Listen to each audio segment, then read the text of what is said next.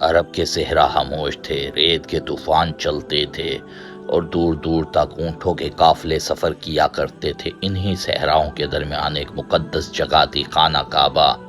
لوگ دور دور سے مکہ آتے خانہ کعبہ کی زیارت کرنے۔ اس زمانے میں یمن میں ایک طاقتور بادشاہ حکومت کرتا تھا جس کا نام تھا ابرہ۔ وہ بہت مغرور اور طاقت کے نشے میں ڈوبا ہوا انسان تھا۔ ایک دن اس نے سوچا، عرب کے لوگ مکہ کیوں جاتے ہیں؟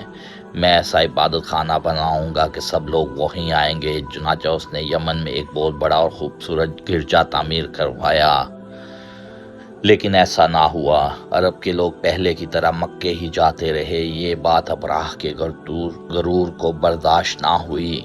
غصے میں اس نے اعلان کیا، میں مکہ جا کر خانہ کعبہ کو گرا دوں گا۔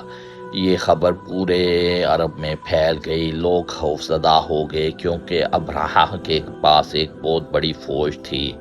اس فوج میں گھوڑے تھے، اونٹ تھے، ہزاروں سپاہی تھے اور سب سے خطرناک چیز بہت بڑے ہاتھی تھے۔ عرب کے لوگوں نے پہلے کبھی جنگ میں ہاتھی نہیں دیکھے تھے۔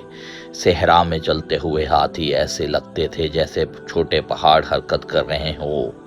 فوج کا سب سے بڑا ہاتھی محمود کہلاتا تھا۔ وہ بہت طاقتور اور لوگ اس سے دیکھ کر ہی ڈر جاتے تھے۔ ابرہہ اپنی فوج کے ساتھ صحرا عبور کرتا ہوا مکہ کی طرف بڑھتا گیا۔ راستے میں کئی قبائل اسے روکنے کی کوشش کی، مگر اس کی فوج بہت طاقتور تھی۔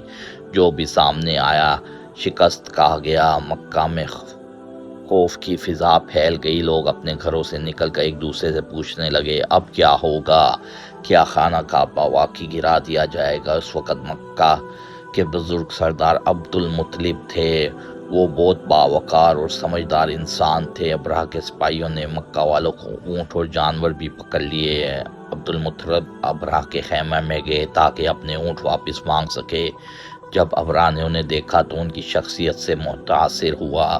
اس نے احترام سے انہیں اپنے پاس بٹھایا اور پوچھا، تم کیا چاہتے ہو؟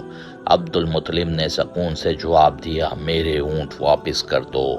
ابرہہ حیران رہ گیا اور اس نے کہا، میں تمہارے مقدس گھر کو گرانے آیا اور تمہیں صرف اونٹوں کی فکر ہے۔ عبد المطلب نے نہایت اطمینان سے جواب دیا، اونٹ میرے ہے اس لیے میں ان کی فکر کرتا ہوں، اور خانہ کعبہ اللہ کا ہے، وہ خود اس کی حفاظت کرے گا۔ یہ سن کر ابرہہ ہنس گیا۔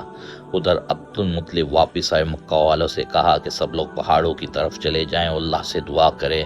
رات خاموش تھی، لوگ پہاڑوں پر کھڑے خوف سے مکہ کی طرف دیکھ رہے تھے۔ صبح ابرہہ نے اپنی فوج کو آگے بڑھنے کا حکم دیا۔ سپاہی چلنے لگے، ہاتھی آگے بڑھے، مگر سب سے بڑے ہاتھی محمود کو خانہ کعبہ کی طرف موڑا گیا تو وہ اچانک رک گیا۔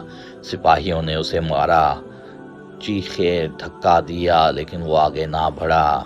اسی لمحے آسمان پر ہزاروں پرندوں کے گول نظر آنے لگے۔ وہ ابابیل تھے، ان کے منہ میں چھوٹی چھوٹی کنکریاں تھیں اور انہوں نے وہ ابرہہ کی فوج پر برسا دیں۔ جس جس کو وہ کنکری لگتی وہ وہی مر گیا۔ اور اس طرح اللہ تعالیٰ نے اپنے مقدس گھر خانہ کعبہ کو محفوظ رکھا۔ یہ عظیم واقعہ اتنا مشہور ہے کہ عرب کے لوگ اس سال کو عام الفیل یعنی ہاتھی والا سال کہتے ہیں۔ امید کرتا ہوں آپ کو یہ سٹوری پسند آئی ہوگی۔